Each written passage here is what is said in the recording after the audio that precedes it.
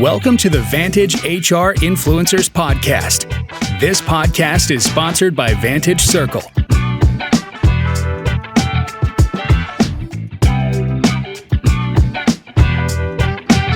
Welcome back to another episode of the Vantage HR Influencers Podcast. I'm your host, Riha, and today we're tackling a question that sits at the core of every serious business decision right now. That is, how to ensure AI transformations actually align with your organization's goals. AI has moved beyond experimentation. Leaders are under great pressure to show clear outcomes, better decisions, sharper efficiency, stronger employee experiences, and measurable business value. But without direction and discipline, AI can drift easily. And the real challenge is not adopting AI, it's making sure that the transformation is rooted in strategy, purpose, and a clear understanding of what the organization is trying to achieve. So, to help us unpack this with insight and practicality, I'm joined by Karie Willyerd, Head of Strategic Engagements, GP Strategies Corporation. Welcome to the show, Karie. It's a pleasure to have you with us today. Thank you. I'm joining from very warm Palm Springs, California today, where I'm in an Airbnb for the holiday season. Oh, that's great. Yeah. Okay, so to kick things off, Karie, could you briefly take us through your professional journey so far? Like, we are eager to learn about your experience. Oh, well, thank you very much. My short headline is I'm a 6-time Chief Learning Officer, most recently for Visa, but also companies like Sun Microsystems, SAP, Heinz, Lockheed Martin. So my deep background is in helping people learn and grow inside the enterprise. Along the way, I've always had an interest in the future of work and technology. So my first book, written with Jean Meister, was about the 2020 workplace that we published in 2010. So we made predictions of what was going to happen. One of our wild cards was a global pandemic that would forever change how we think about going into work. And my second book is on how people can prepare for the future, called Stretch. And at one point along the way, when Sun was sold to Oracle, I decided to do an entrepreneurial little jaunt and became a CEO of a startup called Jambok, which we sold to SAP. So it was a social platform. So for any of your listeners who are entrepreneurs, I know what it's like to be the chief everything officer as well. That's such an inspiring venture, Karie. Thank you so much for sharing your experience. Mm-hmm. So now with your permission, I would like to delve into our topic further. Shall we? Let's do. Okay, great. So how can leaders distinguish between genuine AI-driven value and AI initiatives that are simply trendy but misaligned with organizational priorities? What do you have to say about this? All right. So just because I think it's fun to raise a little controversy, I'm going to bring up something this topic was discussed quite heavily at the TED AI conference. So I've gone to all 3 years of the TED AI conference, the most recent one being in October. And of course, you can imagine that people were talking about this. For one thing, they say, are we in the trough of disappointment? In other words, almost any technology adoption, there's a lot of excitement at the beginning. AI was adopted faster than any other technology. And then you start trying to apply it, and some people have success, some don't. But typically in any adoption curve, there is that middle part. And so many of the people at the TED AI conference were anticipating that 2026 is going to be the year of adoption. So that's part one of that story, is that we probably are in this. A very good question, because people are seeing both sides of the equation, right? Yes. The second thing is that because if you were familiar with when people went from on-premise to cloud computing, that took nearly a decade and a half, and people kind of brought it in slowly.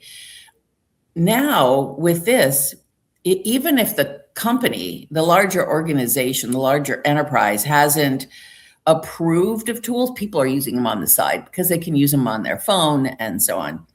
So lots and lots of bringing into the enterprise before we have plans.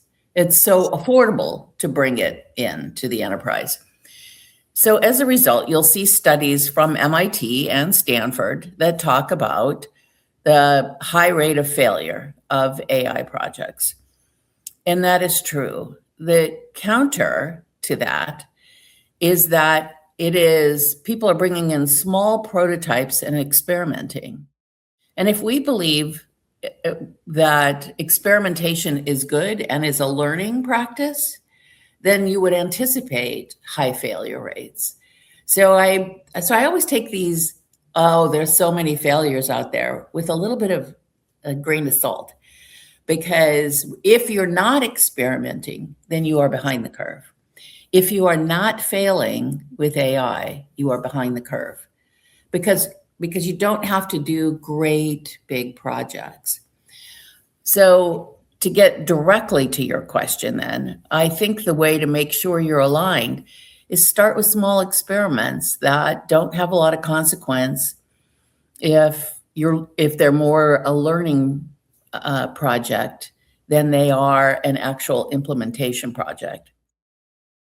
Because as we move into 2026, I think there are going to be a lot more families of agents working together to create real ROI.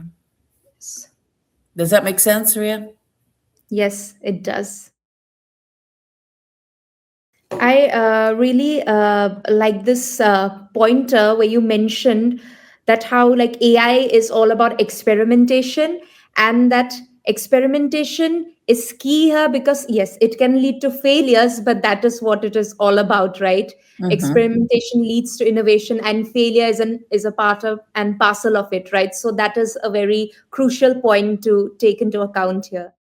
And when you think about how you learn anything, so because I've come to a warm place for the winter, Yes. I'm picking up pickleball. So I went to a Nike camp this weekend and nearly killed myself playing pickleball for 2 4-hour days of pickleball. And I made so many mistakes, but I learned from those mistakes. Those mistakes are what we're geared in how our brains operate. Yes. To remember mistakes more. You probably remember some of the biggest mistakes you've made in your life, and that led you to say, I'm never doing that again. Yes. So, so we should encourage. It's not that we should be disappointed with mistakes. We should face them as these great learning potentials, as long as we've put guardrails around it so that the mistake won't be too costly. Yes. Well said, Karie. Thank you. Okay. So, in your experience, Karie, what's the most common mistake organizations tend to make when they try to align AI transformation with business goals, and how can they really avoid that? I think this is a really interesting question. It's interesting because, let's be honest, nobody is an expert in AI except for the very few people who are the creators of AI. Yes. And it's a real challenge for business schools. I happen to be on the board of a business school, and know how difficult it is to keep up. Last year I took a course in AI and strategy from MIT, one of the finest universities in the world. And even their courseware was behind, and they had to supplement it with live instruction and so on to Yes. make it relevant to today. So I think the thing to realize is that the way you learn AI now is you just have to get your hands on it and go and get around other people who are getting their hands on it and doing Yes. it.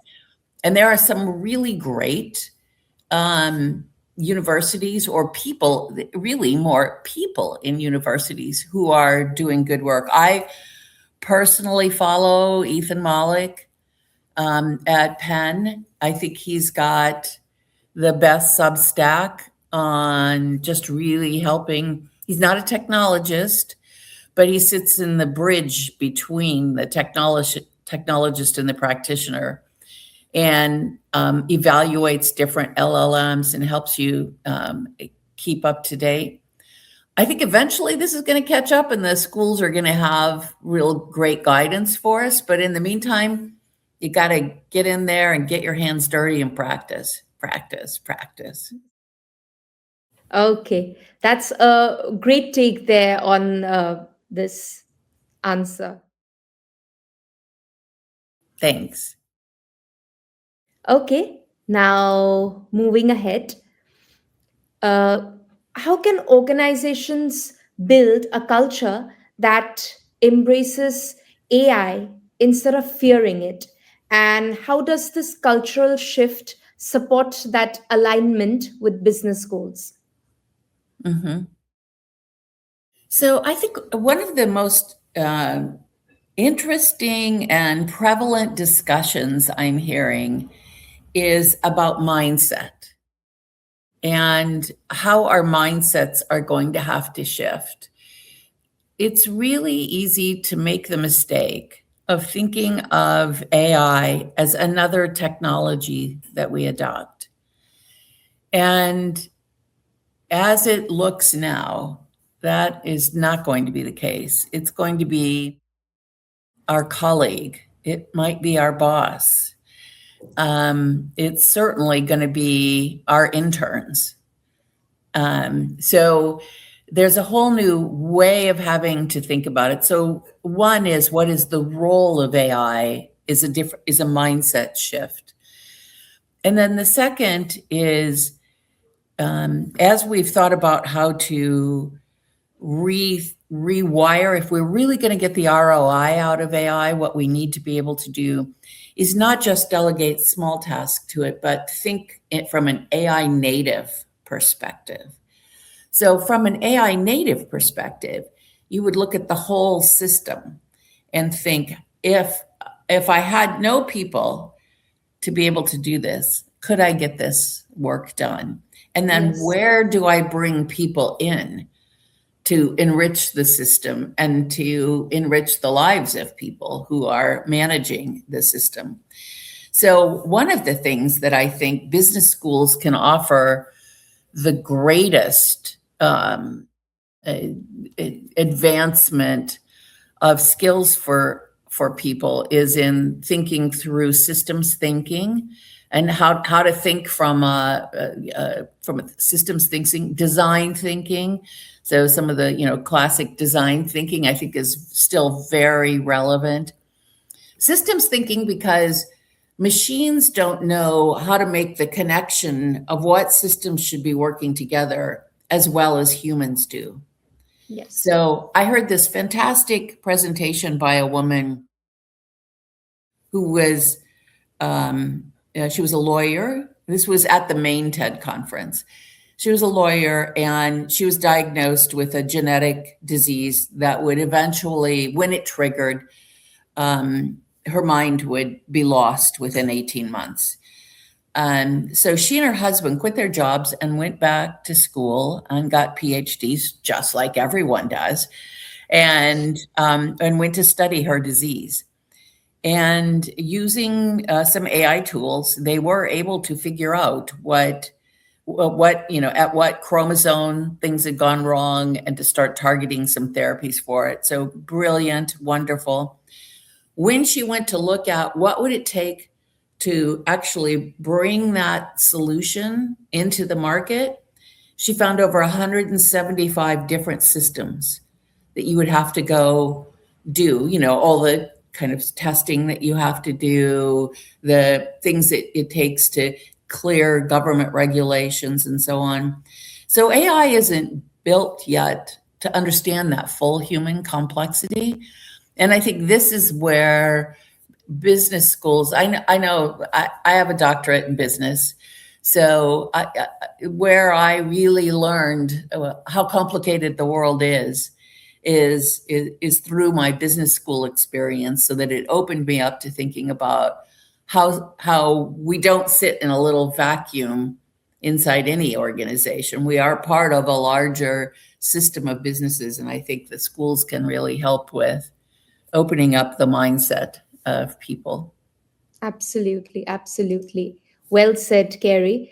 I Thank guess you. this alignment is basically not only about systems, right? It's about people, like you mentioned. Without people involved in it, that actual thing, you really cannot proceed with it, right?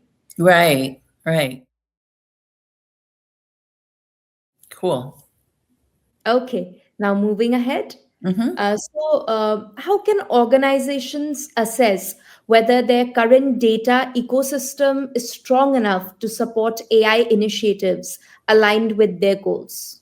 What do you Yeah. have to say about this? That is the $1 million question, Riha.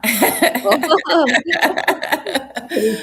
So I'm learning more about this right now. So I'll give you the first answer, which is, making sure you know where your data is. Yes. And there are great people are using tools out there like Databricks to have a data lake where they know that you can go to and find your data. One of the companies I work with is GP Strategies, and we've got a family of agents that are working with learning functions to help do the administration of many of their tasks. The interesting thing we have found is that AI works better if you can help it recognize things. So what we're doing is attaching a lot of metadata to content. So let's say you have a course, or let's do something pretty easy. We just did this for Microsoft. They have a large sales conference. You get all these hours and hours of videotape. Typically, you'd have to have someone go in, sort it out. You could just feed the whole video into AI and tell it to go find things. But that's AI. It doesn't. If it doesn't have context, it's hard for it to know what to go find. Yes. So we've got these tools that apply to every content piece. It recognizes that this was one person speaking, and it attaches meta tags to it. Now, when you go to search later, it's looking through the meta tags, not through the content. And so as we're developing content, if we can start thinking about how can we get meta tags so that AI can find it easier. So the net effect is we could take an entire conference and 2 days later have training modules completely built and available with almost no human intervention, because we have these agents that anybody could design, but we've designed specifically for in the training environment. Yes. That would attach meta tags. So I think this was practicing and learning.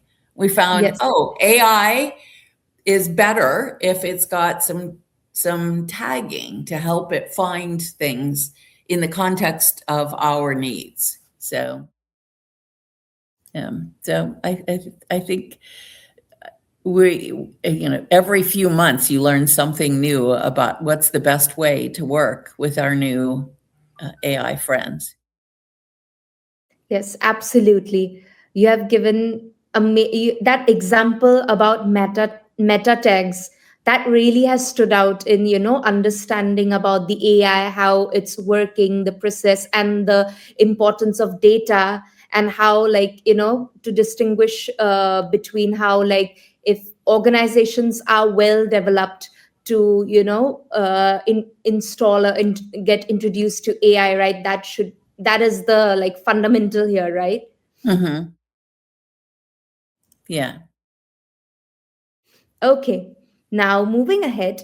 So, Karie, what capabilities do organizations need to build in both leaders and employees to ensure that AI supports the outcomes they are aiming for?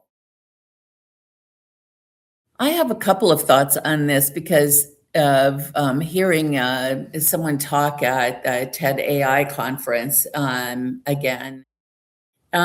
First off, I think the leaders are going to increasingly need to understand their business thoroughly. So I think the day of I'm a generic good leadership person, I could move around and be a leader in any function are kind of going away because our workforce is no longer solely human. Our workforce is both human and digital. Yes. And to understand what tasks and assignment we give to humans versus what we give to our digital agents requires understanding the work. So I think leadership is now going to have a stronger need to be really aware of the processes and systems within their work. So know your stuff is one of the things that I think leaders are going to need to know.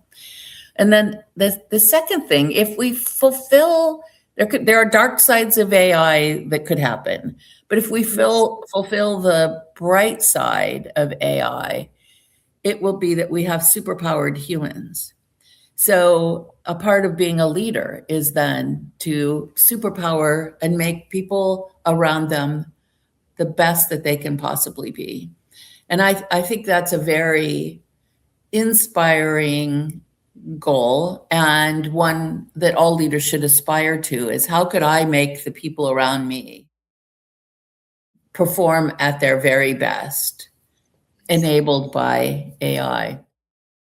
And I think the third thing is this mindset shift that leaders are going to have to go through, which is what is possible with AI. I can usually tell within 3 to 5 minutes of talking to someone whether they're keeping up with AI or not. Because if they're already still talking about, well, I did this thing and it did this hallucination, and I know that they're talking about a form of AI that was a year and a half old, and so they formulated an opinion and they've held on to that opinion and not seen what the advances are. Yes, AI can still hallucinate, but hallucinates in different ways than it used to. So I can tell just by how you describe that, or I can tell if you haven't figured out how to use it to be working productively as at least as an intern to assist you. Karie, this particular point, it really caught my attention about how you talked about that leaders need to understand their processes of work. So now it's high time, right? In order to adapt to AI, they need to get into their work and like get to the gist of their work, know and understand each process in detail, so that it could help them in their AI adoption process, right? Right. Building Right. ability. And I think definitely people have always appreciated yes. when a leader took interest in how your work was done. So I remember, for example, when I went in to be chief learning officer at Sun Microsystems, we had a call center for just enrolling and training if you were going to get a Java certificate. And I went in and sat in the call center and double mic'd in and would just listen into calls and talk to people about what are the typical calls that come in and what are you doing and that kind of thing. And people care that you care. And so, I think that it's just that now knowing how the work is done helps you think about how could I make the life of that real person better by bringing AI in. And I know because I sat and listened in on calls and I got involved in the work. Yes, absolutely. Well said. Mm-hmm. Okay, so now before we wrap up our session, so what's that one AI trend organization should really pay attention to if they really want to stay aligned with future business goals over the next 3 to 5 years? What do you think, Karie? Yeah, I think we're not done inventing AI, and that was a very interesting point at TED AI this year, is that the people that are doing the inventing, they're coming, if they're not coming from the schools, they're working with the schools in understanding where machine learning and artificial intelligence can go. And of course, you've heard of AGI, where where in general intelligence, where they will be almost human-like. We're not there yet, but we're very close. So I think the biggest thing to say is we all have to be connected in terms of understanding where the technology goes, or you'll be like the person that I can tell within 5 minutes doesn't know what's going on today, because you just have to stay on top of it. It's so, new and interesting and evolving. And then I think the other thing for alignment is, as I said, this is something we are all learning together. So, business schools have the time to sit and experiment and learn, and they have the resources of students who they can put on learning and understanding what's going on. So I think a collaboration, and experimentation together. I'm a big fan of bringing business school students into the enterprise to work as interns and practice with some of the latest technologies and do kind of a mutual learning in that regard. So I think there's a lot of opportunity, and things are moving fast. So we all have to move. We all have to move fast. The enterprise has to move fast. Business schools have to move fast as well. Yeah, those are some amazing insights that you have given. Okay. And particularly your stress on collaboration and experimentation. I guess that sums up the entire AI thing. That is the focus, right? The thing on collaboration and experimentation is the key to AI. Yeah. Right. Cool. Okay. So with this, we have finally come to the end of our podcast session, Karie. So first of all, thank you so much for joining us today and sharing your incredible insights. It's been more than a pleasure hearing your perspective on how to ensure AI transformations align with organizational goals. We truly appreciate your time and your expertise, and I'm sure everyone tuning into this session are inspired by your expertise and are walking away with a wealth of information to ponder. Oh, thank you very much. It's been a pleasure to be here and to think about these things from a different angle and a different lens. Yes. Thank you once again, Karie. And to our listeners, thank you for tuning in. We hope that you found today's conversation as enlightening as we did. So until next time, take care and we'll see you soon. Thanks for listening to Vantage Influencers Podcast. Be sure to subscribe on Apple Podcasts, Spotify, and our Vantage Circle YouTube channel for the latest episodes.